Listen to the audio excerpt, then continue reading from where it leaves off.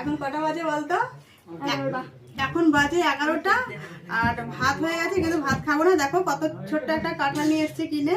তো ভাবছিলাম আমি এটা একা একা বসে খাবো, দেখে দুজন এসে হাজির। ড্রয়িং এ গেছে, ভাবছি আমি এখন একা একা খাবো। দাঁড়া এগুলো ভাঙবো। তো দেখো কাঁঠালটা আমি এখন ভাঙবো। একদম গলগলা পাকা, মানে ভালোই হবে রে।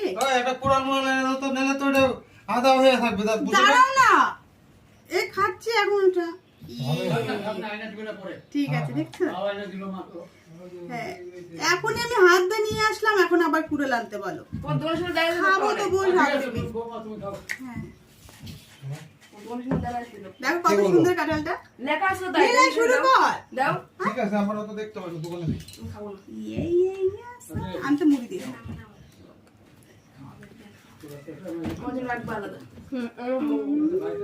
ভিডিও ভিডিও করতে পারবো না।